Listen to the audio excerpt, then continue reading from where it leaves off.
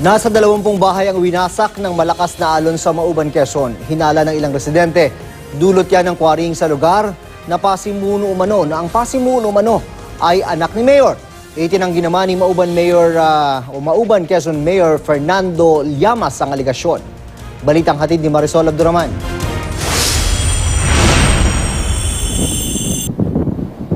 Lalaki ng alon na yan.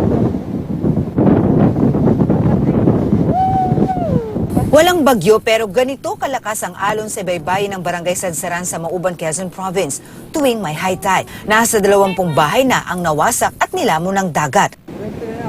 Oo nga, kuryente. Ayun. Baka mo naman ang breaker niya, May. Nasira pati tulay. Kaya ang ilang estudyante umaakit sa pader na peligroso makapasok lang sa eskwelahan. Ayon sa ilang residente, sa 70 taon nila sa lugar, ngayon lang ito nangyari at ang hinihinala nilang dahilan Gawa sa mga quarry nga. Quarry. Ay, gawa pong mga nagbubuhangin. nang puntahan ng GMA News ang lugar, may naabutan ng aming team ng mga bangkang puno ng buhangin. May isang halos lumumbong na sa bigat ng karga. Mga buhangin to, kuya. Itong mga nandito. Kayo ng mga buhangin to.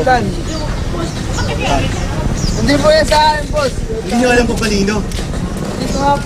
Naniniwala po ako na talaga yun ay dahil sa quarry. Meron kami pinasang batas dyan na bawal kumuha ng buhangin dyan. Eh, naging diferensya po ay may anak po ng mayor mismo ang ang nagkwakwari mismo dyan na hindi po namin mapatigil. Siyempre, anak ng mayor. Ang aligasyon na yan, pinabulaanan ni Mauban, Quezon Mayor Fernando Llamas. Hindi totoo yan. Walang katotohanan yan na nagkakwari. At yung anak ko naman ay, totoo, negosyante siya, pero sa Sariay siya nabili ng buhangin. Dati pa raw niya nais iparelocate ang mga residente ng naturang lugar dahil sadya raw mapanganib ang alon doon. Noon ko pa sila sinasabihan na meron silang relocation site. Ang problema, ayaw talaga nilang lumipat.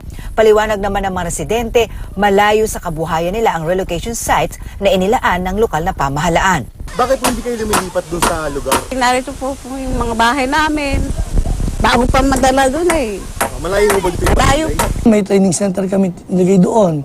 May nilagay kang greenhouse na kung pwede, wala silang pagkain, pwede silang magtanim doon. Nakikiusap sa mga residente doon na sana ay sila'y lumikas na, umalis na sa lugar na yon at delikado ang buhay nila doon. Marisol Abduraman, GMA News.